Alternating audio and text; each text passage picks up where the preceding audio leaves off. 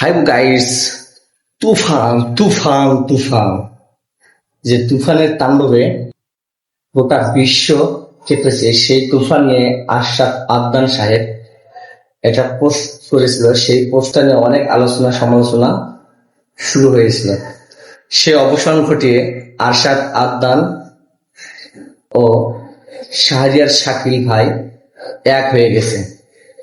কিভাবে, সেই পিকটা আমি আপনাদেরকে শুরুতে দিয়েছি এবং দেয়া আছে, আপনারা দেখে নেবেন যে তারা দুইজনের মাঝে যে দ্বন্দ্বতা শুরু হয়েছিল, হয়তো সিনেমাটার হাইপ আরো বাড়ানোর জন্য হতে পারে, অথবা আশরাফ আদনান সাহেব সামনে বিকে একটা ধামাকা দিতে পারে, সেই জন্য আশরাফ আদনান সাহেব আরেকটু হাইপ বাড়ার জন্য এই আলোচনাটা হয়তো এই পোস্টটা হয়তো ফেসবুকে পোস্ট করেছিলেন।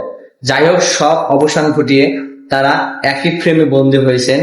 সেটা বুঝতে হবে যে অবশ্যই তাদের মধ্যে কিছু একটা চলছে, যে তারা নতুন করে কিছু পরিকল্পনা করতেছে।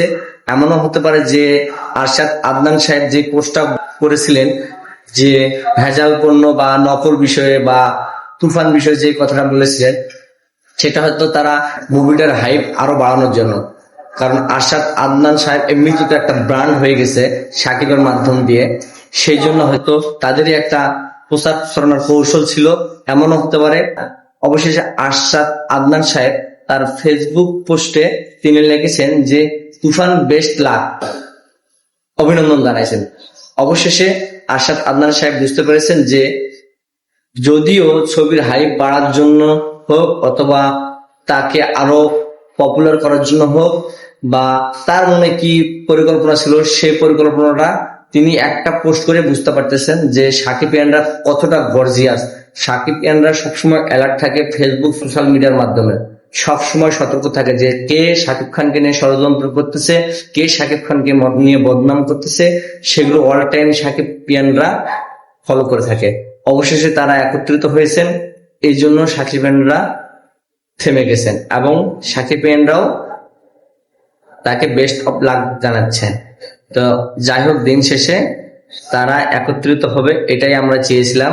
যে যাই হোক একত্রিত হয়েছে, এটা সবচেয়ে বড় আনন্দের বিষয় আমাদের কাছে। কারণ এই মুহূর্তে বাংলাদেশের শ্রেষ্ঠ প্রযোজক আমাদের আশরাফ আদনান সাহেব। তিনি একজন সুনাম ধন্য পরিবারের মানুষ এবং আমাদের বাংলাদেশের রাষ্ট্রপতির ছেলে, সুযোগ্য সন্তান। তিনি দেশের জন্য অনেক কিছু করতেছেন এবং তার অঞ্চলের জন্য অনেক কিছু করতেছেন এবং চলচ্চিত্রের জন্য তিনি অনেক ভাবেন। যাই হোক, অবশেষে আমাদের ভুল বুঝাবুঝির অবসান ঘটিয়ে তারা একই ফ্রেমে বন্দী হয়েছেন।